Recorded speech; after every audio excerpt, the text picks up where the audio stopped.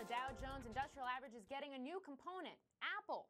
After years of speculation on the street, Apple will be joining the Dow later this month after the close on March 18th, replacing telecom giant AT&T. So joining us now to talk about this is Max Wolff. He is chief economist at Manhattan Venture Partners. Max, thanks for joining us. Thanks for having me. Great to be here. Why is this happening now?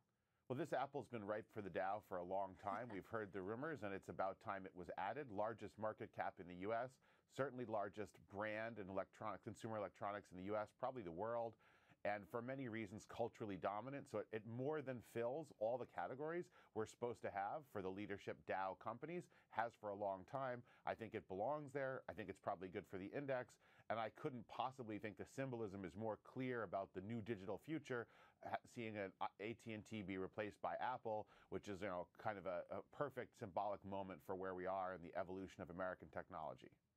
And so given the fact that AT&T is being replaced by Apple, what does it mean for AT&T? Well, look, it's certainly always better to be in the indices. Some folks who are benchmarked against the indices buy all the components. You get a lot more attention. You become more widely watched, more widely followed if you're in these indices. That's a little bit more true for the S&P than the Dow, but certainly true for both.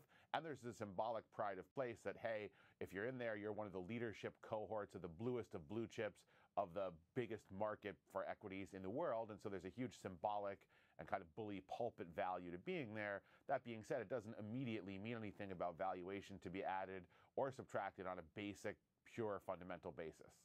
Okay, and just going off of that last point you just made, I mean, we're talking about Apple, the biggest market cap of a U.S. company, double the next largest component, Exxon. Is that going to have any effect on the index? Yeah, well, certainly it will make the index more likely to follow what Apple's doing. And I think it'll make the index a little bit more useful in terms of it'll show you a little more of what the new economy is up to. So we've seen a lot of critique of the Dow, and this actually recurs about every 15 to 20 years in modern American history, but certainly recently too, that the new economy weight in the Dow is not high enough, and the old economy or industrial weight is a little bit overly high. And part of what putting Apple in there does is say, okay, the Dow is a little more modern, a little more tech-heavy, just like the U.S. economy, and ultimately that's part of the job of an index, to be reflective. Certainly. Well, Max Wolff, thanks for joining us and breaking down this breaking news. Apple joining the Dow. I guess a lot of folks on the street would probably say it's about time. Thank you for watching. I'm Morgan Brennan. Have a great day.